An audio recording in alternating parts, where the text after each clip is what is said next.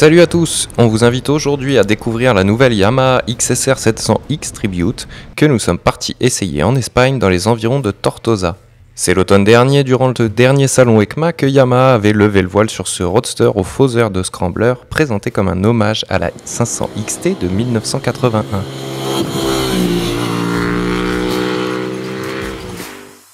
La X-Tribute reprend sans surprise la base de la néo-rétro XSR 700, elle-même issue de la moderne MT-07, mais dans un habillage rappelant la mythique XT, avec son joli réservoir peint en gris-argent, surmonté de rouge et de noir, ses jantes dorées, ses clignotants orange, ses soufflets de fourche, ses garde-boue blancs et même son silencieux en position haute, lorsque l'on opte pour le pot Akrapovic en option et qui était installé sur notre machine d'essai.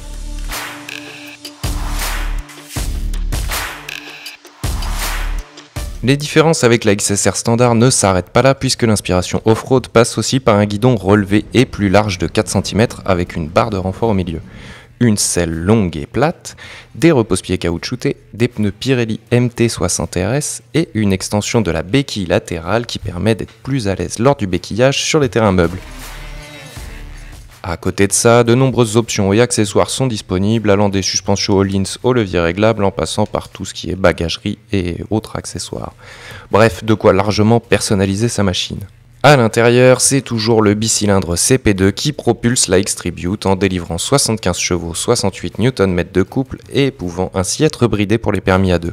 La partie cycle reste également assez légère puisque la moto n'affiche que 188 kg avec les pleins. Malgré ses 845 mm de haut, la selle reste assez facile d'accès avec mon 1m78 m.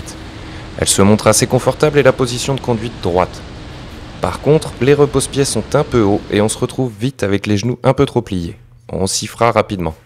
Au démarrage, le silencieux Acra est un vrai plaisir à entendre, avec sa sonorité rauque et claquante lors de chaque sollicitation, qui vous procure une irrépressible envie d'aller harceler.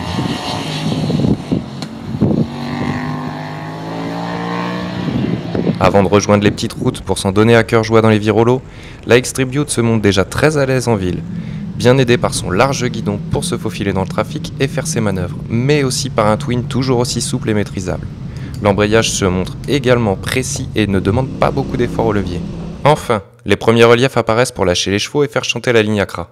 La partie cycle révèle alors toute son agilité dans les enchaînements de virages et les Pirelli assurent un bon grip sur le sec, de quoi adopter un rythme assez sportif, d'autant que le large guidon facilite là encore les changements d'angle sans avoir à forcer.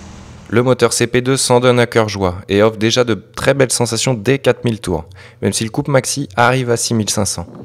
Assez linéaire et donc facilement maîtrisable, il demande cependant à jouer pas mal avec l'embrayage pour gagner en punch sur les relances. Le freinage, puissant et facile à doser, est accompagné d'un ABS non débrayable malheureusement.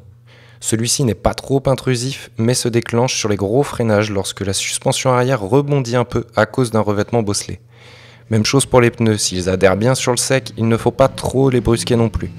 En ligne droite, le bloc moteur permet d'aller chercher sans souci les 200 km/h sur autoroute allemande ou de cruiser à vitesse légale en 6ème à 5000 tours. Mais c'est pas là sa vocation première, d'autant qu'en plus du manque évident de protection, des vibrations se font ressentir dans les poignées à vitesse stabilisée, surtout dans la droite. Durant cet essai mené à très bon rythme, on a pu relever une consommation moyenne de 5,4 litres au 100, ce qui offre une autonomie d'environ 260 bornes avec les 14 litres du réservoir.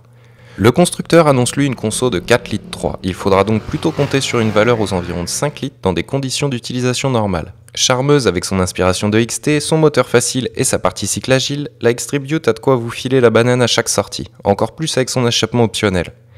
Par contre, la belle n'est pas donnée puisqu'elle est tarifée à 8 799 €, soit 800 de plus que la XSR standard, et qu'il faudra en rajouter 1300 pour l'Acra.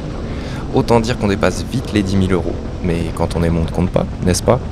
Voilà, on espère que cet essai vous a plu. Si c'est le cas, n'hésitez pas à liker la vidéo et à vous abonner à la chaîne du repère. Vous retrouverez aussi l'essai de la X-Tribute sur le site, le lien est dans la description. Et on vous dit à très bientôt pour de nouveaux essais.